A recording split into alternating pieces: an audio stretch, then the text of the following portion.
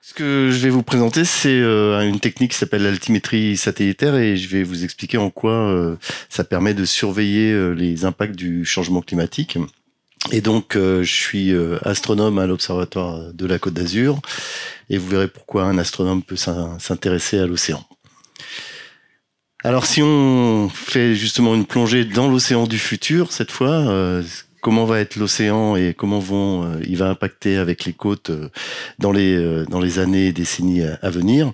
Eh bien, on va faire un petit focus sur cette carte de France, ce qu'elle va devenir quand on va avoir le niveau de l'océan qui augmente de l'ordre d'1 mètre à la fin du siècle dans les scénarios entre guillemets les plus pessimistes. Donc, avec un petit focus sur la côte atlantique et surtout un zoom sur une région méditerranéenne, la Camargue, où on voit très clairement que une grosse partie de la Camargue va être submergée par les mers, avec de l'eau qui va monter jusqu'en gros Arles. Donc comment on va mesurer cette élévation du niveau de la mer ? Eh bien, on a une technique d'altimétrie satellitaire qui est relativement simple. Il s'agit de mesurer avec un radar la distance entre le satellite et la surface de l'eau. Donc cette onde radar va se réfléchir sur la surface de l'eau, remonter vers le satellite. On va en gros mesurer le temps aller-retour et en déduire la distance. Et puis, on va connaître la position du satellite dans l'espace. Et en faisant une simple soustraction entre l'altitude des satellites moins la distance mesurée, eh bien, on aura cette fameuse hauteur de mer. Donc là, déjà, vous comprenez pourquoi on a un astronome ici. Eh bien, cette hauteur du satellite, eh bien, c'est des calculs de mécanique céleste, donc qui font appel à des travaux de l'ordre de l'astronomie. Alors, cette technique d'altimétrie satellitaire, elle est assez ancienne. Les premières études de faisabilité, c'était à bord d'une station orbitale du type ISS, maintenant Skylab en 1973, où on a montré qu'on pouvait effectivement mesurer cette distance entre un objet spatial et la surface de la mer. Et s'en est suivi une longue liste de missions d'altimétrie satellitaire, améliorant bien sûr la technique au fur et à mesure, avec une partie particulièrement importante dans ce facteur d'amélioration. Vous avez ici ce budget d'erreur de l'altimétrie. En bleu clair, vous avez l'erreur d'orbite, donc comment on arrive à positionner ce satellite dans l'espace.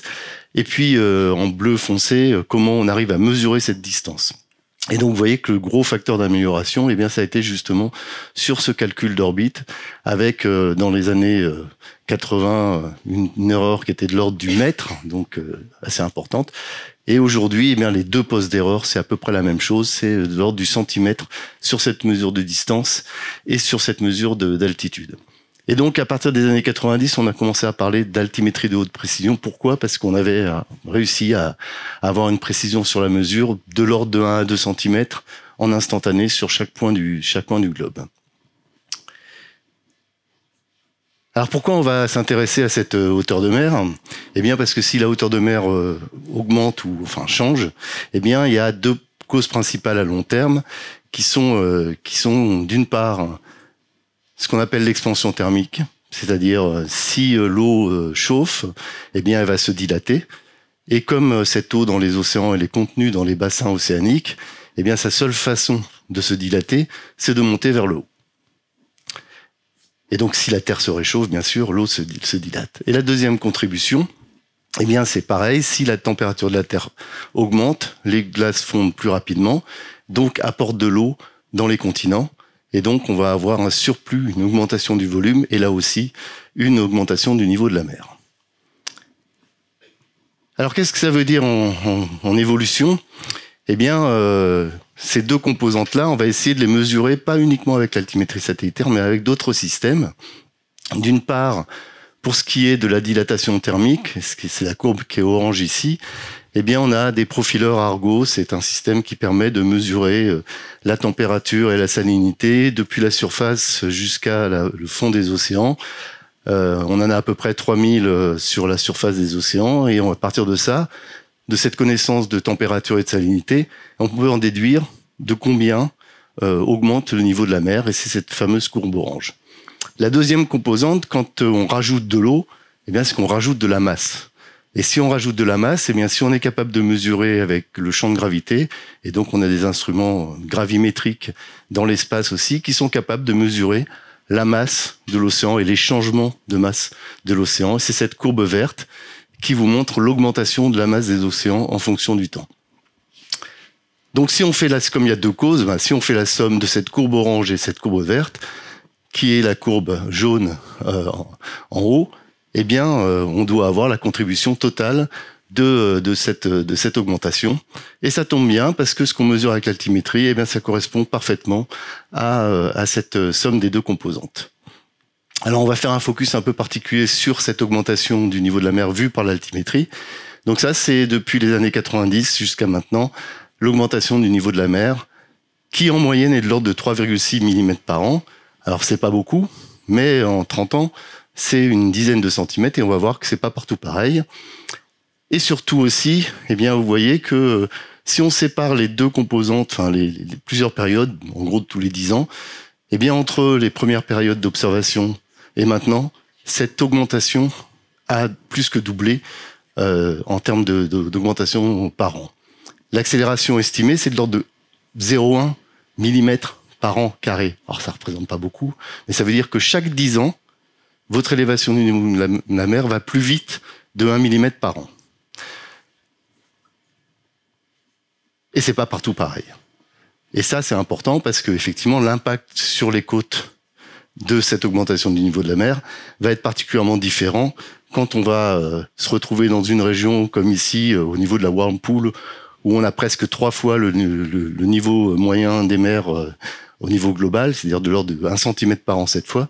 Donc ça veut dire non plus 10 cm en 30 ans, mais 30 cm, avec plein de petits atolls partout, qui sont très peu au-dessus du niveau de la mer, donc qui vont être impactés fortement.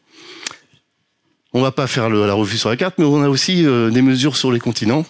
Et vous voyez cette petite tache bleue, la mer Caspienne, et bien cette fois c'est l'inverse. À force de pomper l'eau, eh bien on fait diminuer le niveau de la Caspienne. Alors qu'est-ce que ça donne pour le futur? C'est des projections du GIEC, alors on va aller relativement vite là-dessus. 3 scénarios. Le scénario bleu, c'est la COP21, c'est descendre en dessous des 2 degrés, c'est-à-dire réduire considérablement les gaz à effet de serre. La courbe orange, c'est le maintien des émissions telles qu'on fait actuellement, c'est-à-dire qu'on n'en envoie pas plus, mais on n'en envoie pas moins. Et la dernière, c'est les scénarios où on continue à augmenter les gaz à effet de serre dans l'atmosphère, avec un rythme qui peut doubler d'ici 2050 ou 2100. Et là-dessus, eh bien, on va superposer l'altimétrie, ce qu'on mesure, c'est cette courbe verte.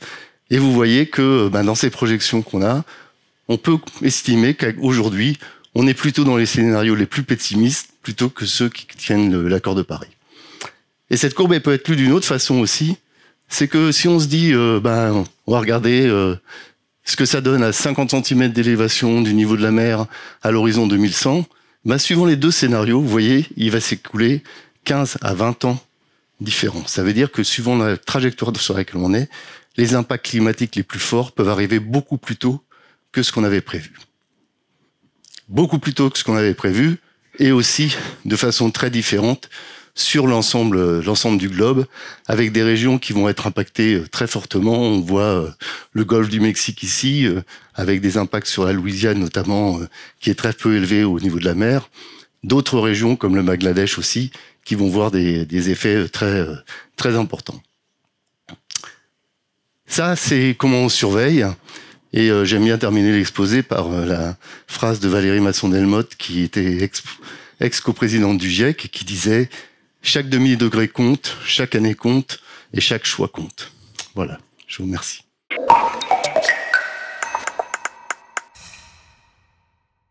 Donc moi, je travaille à l'intérieur de l'océan. Donc Pascal, il travaille à partir des satellites. Et les satellites, ils peuvent mesurer uniquement la surface de l'océan. Donc lui, il mesure les niveaux de la mer. Après, on peut mesurer la température. Aujourd'hui aussi, la salinité et la couleur de l'eau qui nous donne la chlorophylle, donc ce qui est vivant dans la mer. Et je reviens au système climatique parce que les derniers messages de Pascal étaient un peu angoissants. Et donc, on va voir comment on peut réfléchir au futur de manière peut-être un peu plus positive. Alors, déjà, les systèmes climatiques, vous l'avez de la Terre, vous l'avez sur cette photo prise par satellite. Vous avez l'atmosphère et généralement, quand on parle des changements climatiques, vous pensez à la température, à la surface de la Terre qui augmente. Mais vous pensez essentiellement à l'atmosphère. Est-ce que vous la voyez, l'atmosphère ici, dans cette photo? Qu'est-ce que vous voyez de l'atmosphère? Uniquement les nuages. Et donc l'atmosphère, elle est essentiellement transparente à la lumière du soleil, et c'est la lumière du soleil qui donne l'énergie pour avoir le climat qu'on a. Et cette lumière du soleil, donc elle est dans les visibles, on la voit quand elle est là, on la voit pas quand elle n'est pas là. Et ensuite, elle arrive pour l'essentiel à la surface de notre planète. Et notre planète, elle est là depuis longtemps, quelques milliards d'années. Donc, et depuis qu'elle est là, il y a des lois physiques qui montrent qu'un corps qui est irradié par un rayonnement, n'importe lequel, il se réchauffe jusqu'à quand il rejoint une température à laquelle il est à l'équilibre.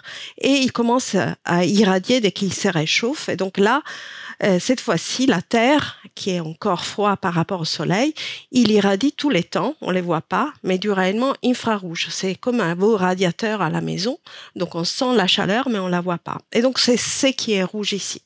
Et alors, quand ce rayonnement infrarouge, il veut traverser l'atmosphère et il rencontre les gaz qu'on appelle à effet de serre, et ceux-là, ils sont plus transparents au rayonnement infrarouge, il les absorbe, et en partie, il les renvoie vers la Terre. Donc, notre climat est réchauffé par le Soleil et aussi par ces rayonnements infrarouges qui reviennent vers la Terre.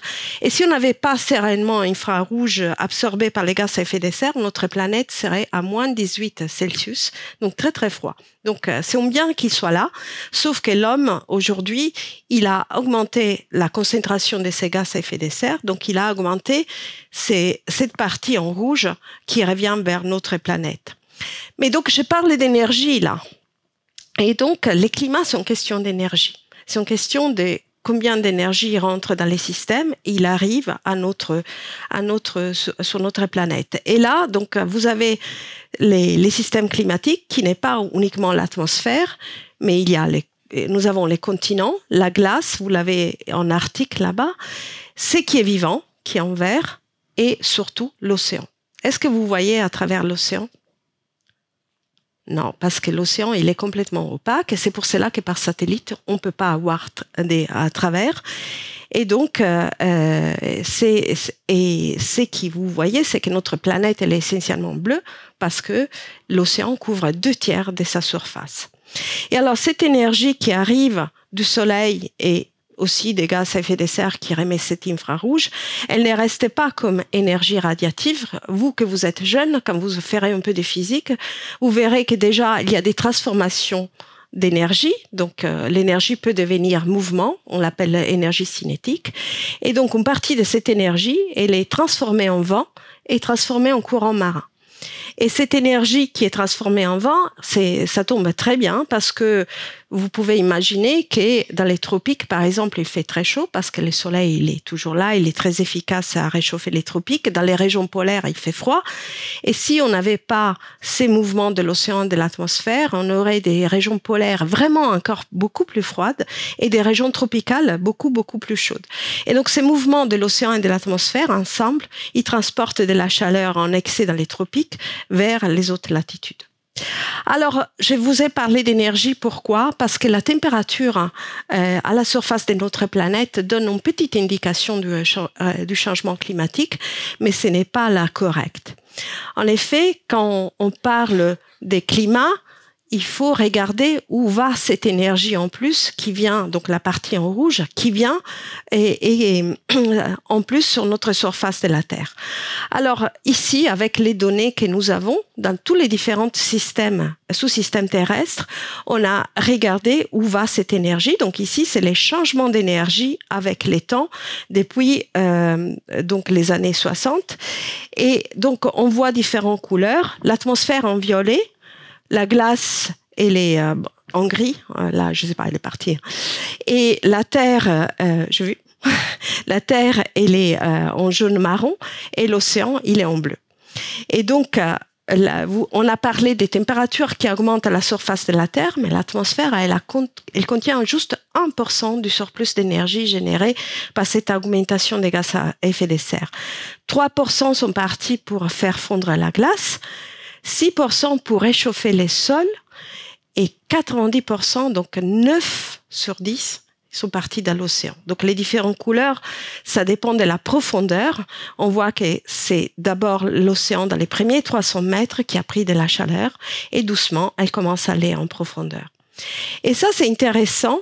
Donc, alors, pour unité, on voit rien sur cette figure, mais on parle, pour ceux qui connaissent les unités d'énergie, en zeta-joules, c'est-à-dire des joules avec 21 zéros derrière. Donc, c'est un numéro qu'on ne peut même pas nommer, c'est bien au-delà des milliards.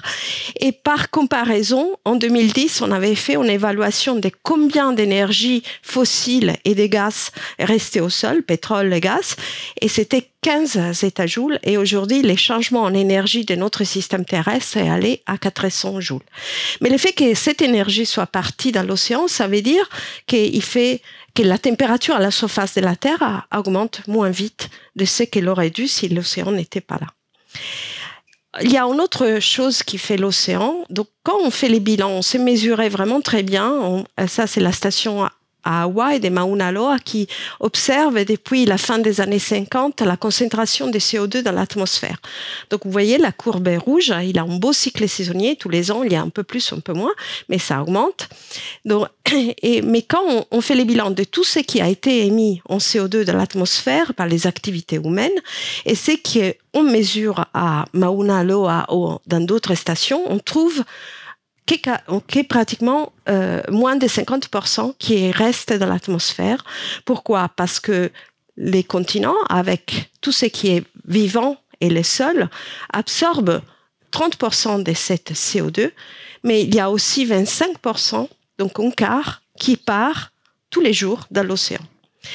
Et donc, on voit aussi, on a commencé à mesurer un peu plus tard les CO2 dans l'océan, et on voit aussi, donc c'est la courbe verte, que les CO2 augmentent dans l'océan, et donc les réchauffements, il va moins vite parce qu'il y a cette absorption des CO2 par l'océan. Alors, aussi, donc on parle beaucoup des événements extrêmes et ça sont un exemple des événements extrêmes que vous trouvez sur Terre. Il commence à y en avoir aussi dans la mer. Par exemple, des canicules marines. Et là, c'est un peu la région où elles ont été mesurées et on en trouve, on a eu un peu l'année dernière, donc la carte elle est un peu à l'envers, mais bon. Donc vous reconnaissez l'Atlantique, il y en a eu dans l'Atlantique, il y en a eu en Méditerranée. Et donc ça c'est quelque chose qui nous préoccupe un peu parce que naturellement les poissons et les écosystèmes dont ma collègue va vous parler sont un peu plus sensibles à une température qui augmente vite, mais voilà, donc ça c'est un état des faits qu'on commence à connaître.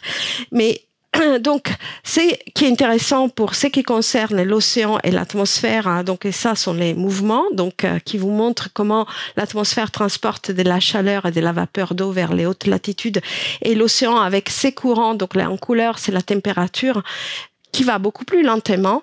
Mais l'océan, il se réchauffe très lentement et il se refroidit très lentement. Donc, il peut amener la chaleur très, très loin et il réchauffe en parallèle aussi l'atmosphère. Donc, c'est une machine thermique exceptionnelle. Donc, on cherche à comprendre comment on fonctionne. Et donc, la chaleur, donc ça, c'est juste les vitesses en surface qu'on a vu, les surplus de chaleur. Il est immergé en profondeur. Et ça, c'est bien parce qu'il n'est pas restitué tout de suite à l'atmosphère. Et on sait très bien que quand on parle des subsurfaces au courant profond, avant qu'ils reviennent à la surface de l'océan et ils échangent avec l'atmosphère, quelques centaines d'années peuvent passer. Donc, si nous, aujourd'hui, on diminue rapidement la quantité de gaz à effet de serre que nous émettons, cette chaleur, elle peut être restituée, mais très lentement. Et donc, les changements climatiques futurs peuvent être vraiment très lents. Alors, tout ce que nous connaissons, donc ça sont 2 simulations numériques, mais qui ont été initialisées avec les observations. Et donc, nous, on est responsable de chercher d'observer 2/3 de la planète sur des extensions qui sont énormes, avec des moyens d'observation qui doivent mesurer à des pressions très importantes. C'est 500 fois la pression atmosphérique en profondeur. Et donc, ma collègue, elle va vous montrer qu'il y a encore plein de vies en dessous. Et je pense que donc voilà, nos missions sont vraiment chercher de comprendre ce qui se passe, à la fois avec l'observation satellitaire, l'observation en profondeur et aussi la modélisation pour chercher de prévoir et chercher d'accompagner la datation au changement climatique. Et j'ai terminé.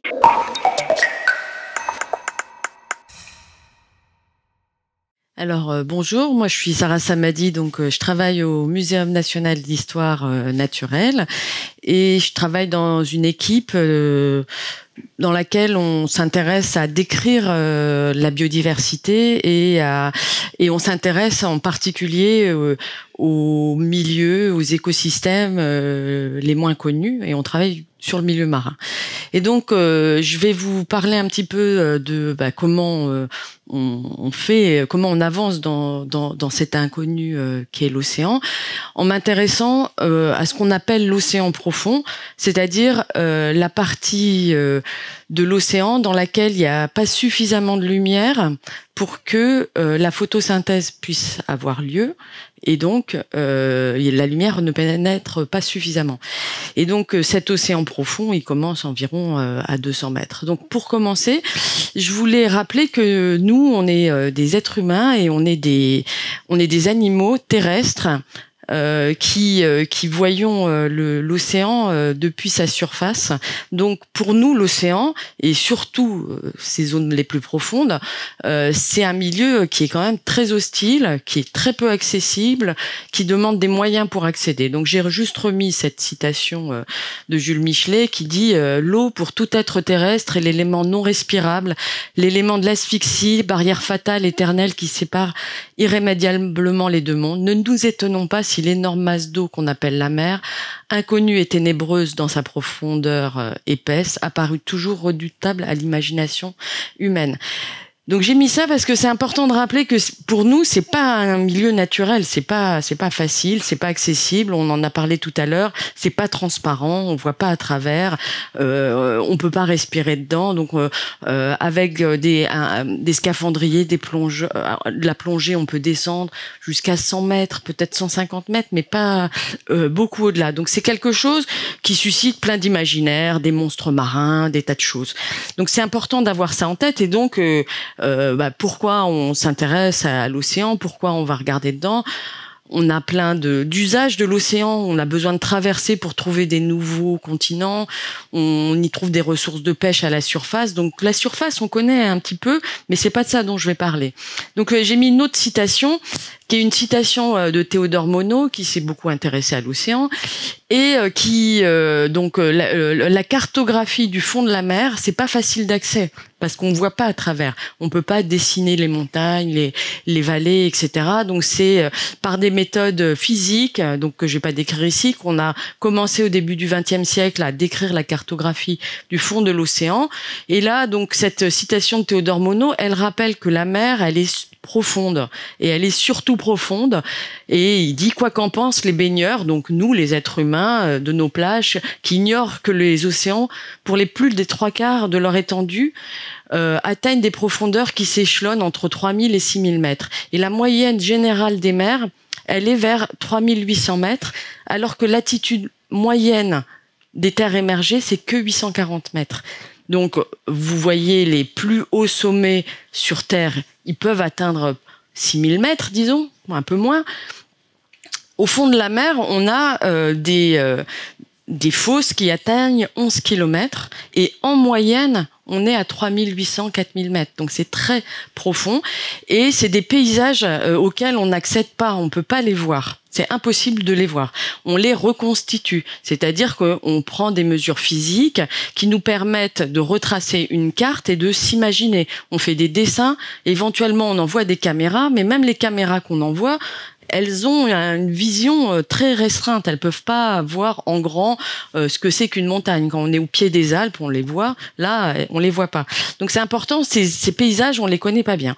Donc ce que je vais essayer de vous faire, c'est vous expliquer, c'est comment on a commencé à explorer cet environnement hostile, inconnu, dont on n'avait aucune idée même des reliefs qu'il y avait au milieu du 19e siècle, et comment de découverte fortuite en découverte fortuite, on commence à faire des hypothèses sur comment fonctionnent ces écosystèmes, et c'est quoi ces animaux qu'on va y trouver, quelles sont leurs relations, et on fait plein d'hypothèses, on généralise abondamment à partir de ces petites hypothèses, et derrière, très souvent, on va se rendre compte que nos hypothèses, elles sont fausses dès qu'on va faire une nouvelle découverte. Donc vraiment, mon message, c'est ça, c'est d'essayer de vous montrer comment ça se passe encore aujourd'hui.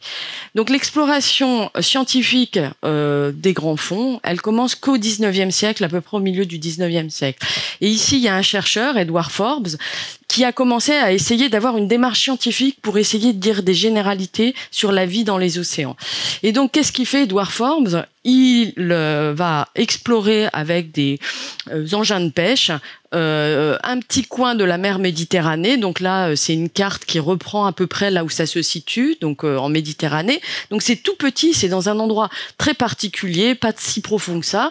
Et il va accumuler des dragages, des chalutages, et il va regarder tous les animaux qu'il va y trouver. Donc il va trouver, il va décrire des associations. Donc là, c'est ce qui est dans ce tableau-là que je vais pas décrire, mais il va dire à la profondeur numéro 1, j'ai plutôt tel type de mollusque, j'ai plutôt tel type de coraux, etc. Et puis plus je descends, voilà ce que j'ai. Et puis il calcule aussi, non seulement il décrit les animaux qu'il trouve, mais il dit aussi là il y en a beaucoup, là il y en a tant, etc.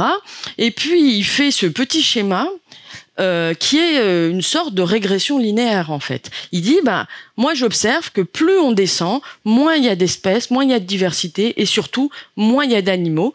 Et donc il fait une inférence. Il dit puisque j'ai cette relation qui est une modélisation statistique de base, ça veut dire que au bout d'un moment, je projette que au-delà d'une certaine profondeur, il y aura plus rien. Donc ça s'est appelé l'hypothèse azoïque, une première généralisation à partir d'une série d'observations de qu'est-ce qu'il y a dans les océans. Cette généralisation, en fait, on savait déjà qu'elle était fausse, parce qu'on avait déjà des éléments qui nous disaient que non, quand même, il y a d'autres observations. Et donc, d'autres observations fortuites alimentent ce débat. Donc là, c'est une hypothèse et l'ont montré qu'elle était fausse. Donc ici, un autre chercheur, Milt Edwards, lui, il s'est intéressé à quelque chose qui est ce qu'on appellerait une expérience fortuite. Au 19e siècle, on commence à mettre des câbles télégraphiques pour communiquer entre les continents, donc ici entre la France et l'Algérie, un câble qui passe par la Sardaigne, et on connaît mal les reliefs, les phénomènes géologiques, et ces câbles, parfois ils se brisent, donc on les remonte. Et donc ces câbles qui sont remontés, dessus on observe des animaux, des coraux, des mollusques, etc. Et à 2000 mètres de profondeur, ce qui contredit l'hypothèse azoïque qui disait qu'au-delà de 600 mètres, il n'y a plus rien. Donc ici, vous voyez comment une découverte fortuite qui est liée à des activités humaines. Donc là, on est allé voir ici, à cet endroit précis, parce qu'on y avait un intérêt, on voulait mettre un câble, et par cette découverte, on a contredit l'hypothèse précédente.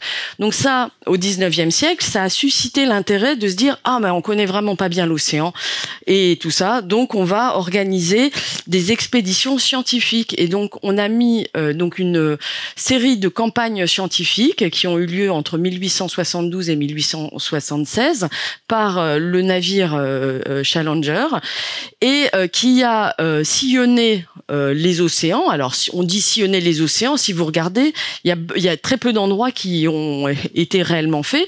Et par une démarche systématique, en déployant plein de sortes d'engins, on a récolté des tas d'organismes qui sont illustrés ici. On les a envoyés à des tas de savants à travers le monde, qui les ont décrits, qui les ont rangés dans des collections d'histoire naturelle. Et on a pu montrer que l'océan était habité à toutes les profondeurs, y compris dans les plus grandes fosses, à 10 km de profondeur. Et on a commencé à formuler des nouvelles hypothèses. Par exemple, de dire, dans les fonds marins, là c'est un exemple d'une hypothèse formulée en 1880, les animaux qu'on trouve au fond de la mer, forcément, ils dépendent de ce qui vient de la surface, et donc on s'attend à un certain nombre de choses. Donc ici, le petit film qui illustre, c'est une campagne océanographique qu'on a fait en 2019 en Nouvelle-Calédonie avec un robot sous-marin qui vous montre un paysage avec des habitants. Même nous, on a du mal à dire exactement qui est quoi et qu'est-ce que c'est. Et puis vous voyez, il y a toute cette vie qui tourne autour et qui descend, et ces animaux filtrent toute cette nourriture qui vient de la surface. Alors en fait, cette hypothèse très générale formulée à la fin du 19e siècle, en fait, on a découvert au milieu, en 77, qu'elle était fausse, c'est-à-dire que au fond de la mer, il peut y avoir des bactéries qui sont capables de faire ce qu'on appelle de la chimiosynthèse, c'est-à-dire qu'ils peuvent fabriquer de la matière organique sans soleil, mais à partir de l'énergie chimique. Et donc, on peut avoir des oasis de vie ici qui étaient complètement inattendues. Donc ici, on a des animaux géants qui sont associés à des bactéries qui font la même chose que les plantes, c'est-à-dire capter du carbone pour en faire de la matière organique et nourrir ces animaux. Donc ça a contredit cette hypothèse. Donc c'était très spectaculaire, ça a beaucoup occupé la recherche à partir de début des années 80. Et ici, cette carte, elle illustre quand même le fait que on va en avoir encore beaucoup des découvertes inattendues. Donc ces deux cartes, elles illustrent d'un côté les données de mesure de la profondeur de l'océan et la nature de ces de ces mesures. Donc il y a une partie des données qui sont indirectes, il y a des parties qui sont liées à des mesures physiques avec des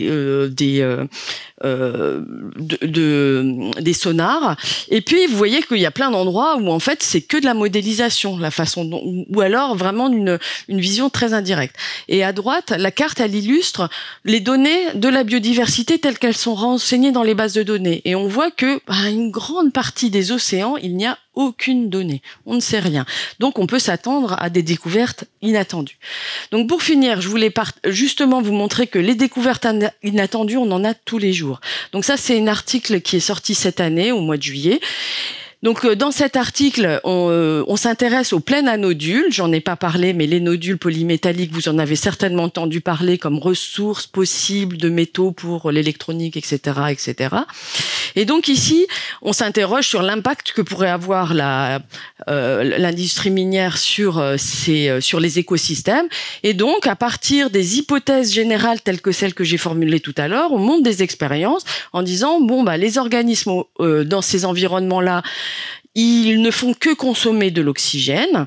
Donc on fait des cloches, on mesure différents environnements, et on a comme hypothèse que comme les organismes ne font que consommer l'oxygène, on va pouvoir déduire du taux de décroissance de l'oxygène l'activité biologique. Donc ils font cette expérience pour voir si à tel endroit où on a enlevé la faune, etc., il y a plus d'activité, moins d'activité là. Et là, de façon surprenante, au lieu d'observer une décroissance, ils observent une augmentation de l'oxygène. Et ça dit que l'hypothèse qui guide notre expérience, elle est fausse, en fait. Elle est fausse et on ne sait pas très bien pourquoi. Donc là, on commence à proposer des nouvelles hypothèses, parce que si il y a une source de création d'oxygène au fond de la mer, ça change pas mal de choses sur le fonctionnement des écosystèmes.